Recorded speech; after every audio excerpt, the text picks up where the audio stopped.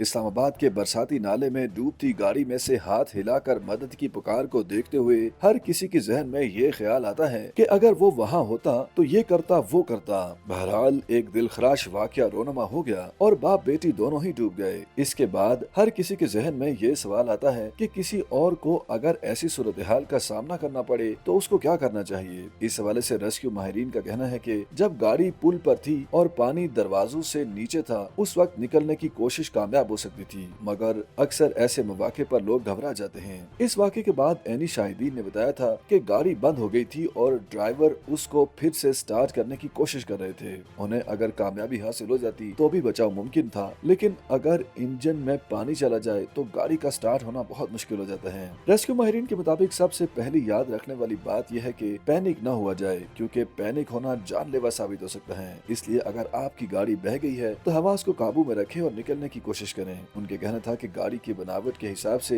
अगला हिस्सा वजनी होने की वजह से पहले डूबता है, इसलिए पिछली सीट पर जाने की कोशिश करें। उनके कहना था कि वैसे तो पिछली खिड़की का शीशा भी तोड़ा जा सकता है, तहाँ पिछली साइड का शीशा तोड़ने का ज्यादा फायदा हो सकता है, क्योंकि ये ऐसा हिस्सा होता है जो सबसे आखिर में डूबता है। शीशे को जूते या किसी और वजनी चीज से तोड़ने की कोशिश करें, जबकि इसके लिए सीट के ऊपर लगे हेड रेस्ट को बाहर निकाल कर उसमें लगी सलाखों को भी इस्तेमाल किया जा सकता है। बिलाल अहमद फैजी ने बताया कि अगर गाड़ी गहरे पानी में चली गई है और पानी दरवाजों के शीशों तक आ गया है तो पानी के दबाव से दरवाजा खोलना मुश्किल हो जाता है, और अगर खुल भी जाए तो पानी बहुत तेजी से अंदर आएगा, जिससे मुश्किल बढ़ेगी। उनके कहना था कि ये एक मुश्किल और नाजुक मरहला होता है, इसलिए किसी इमदादी इदारे को कॉल की जा सकती है, ताहम इसमें वक्त लग सकता है, इसलिए इस पर वक्त जाया करने की बजाय निकलने की कोशिश की जाए, क्योंकि उस वक्त सेकंड्स की गेम होती है। उनका ये भी कहना था कि ऐसे मौका पर यह फिक्र कि गाड़ी बहुत महंगी है और इसमें कुछ कीमती चीजें हैं, ये भी हलाकत खेज हो सकता है। बिलाल अहमद फैजी का कहना था कि मोबाइल के अलावा सब कुछ छोड़ दें और उसको भी जेब में डाल लें। उन्होंने बताया कि पहाड़ी और अर्बन इलाकों की फ्लैश फ्लडिंग में फर्क होता है। पहाड़ी इलाकों में बड़े बड़े पत्थर और दरख्तों के तने भी शामिल होते हैं, पानी की रफ्तार भी बहुत ज्यादा होती है, इसलिए गाड़ी से निकलने के बाद भी